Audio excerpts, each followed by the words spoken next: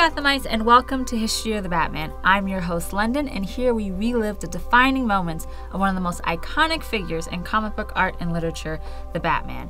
Every week we highlight an amazing piece of Batman mythos spanning over 77 years of DC Comics, from comic books to film to television and to video games. In this episode, we're discussing diversity in comic books and comic book film. This is off the heels of the recent announcement that actress-singer Zendaya will probably be playing the iconic love interest of Spider-Man, Mary Jane Watson, in the upcoming MCU film Spider-Man: Homecoming. While many people had great responses and are excited to see Zendaya in the role, others are concerned that Zendaya, who is a woman of color, is going to be playing Mary Jane Watson, who is usually depicted as a Caucasian white female.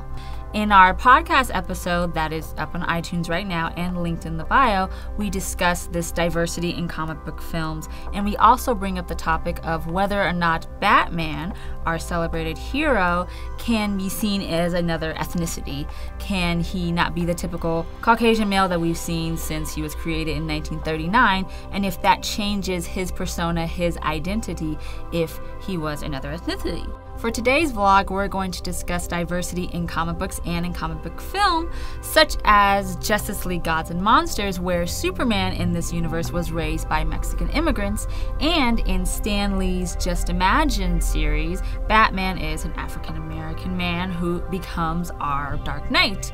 In this series, Stan Lee reimagines many of the iconic DC Comics heroes such as Aquaman, The Flash, and the entire JLA into just celebrating these heroes and looking at them in a different perspective. So Stan Lee, with art by Joe Kubert, he did Stan Lee Just Imagine Batman. And this story follows a young man named Wayne Williams who lost his father, Sam Williams, who was a police officer who was gunned down in the line of duty. And now he has to try to help and support his mother by working at a convenience store in a rough neighborhood. And he crosses paths with the neighborhood boss named Hans. And Hans is upset that on a drive-by shooting, Wayne Williams actually pushes him out the way and saves his girlfriend along the way, and he doesn't appreciate that. So the next day, Hans brings in his own men and they rob the convenience store that Wayne Williams works at. And unfortunately, they frame him and Wayne Williams is sent to prison. So now Wayne is vengeful against Hans and wants everything to just get back at him once he is released from prison. But to pass the time by the many months he's in prison, he actually befriends a bat, the bats that flutter outside his window at night, and that becomes one of his closest friends. And while he's in prison, he builds his mind, he builds his body, and he becomes determined to be the best Wayne Williams that he can be. One day there is a prison riot, and Wayne actually saves the warden from being attacked by the prisoners, and he is given an early pardon. Hans reads about this in the paper and decides that he needs to hunt him down because he believes that they discovered that he was framed and that they're going to come after Hans.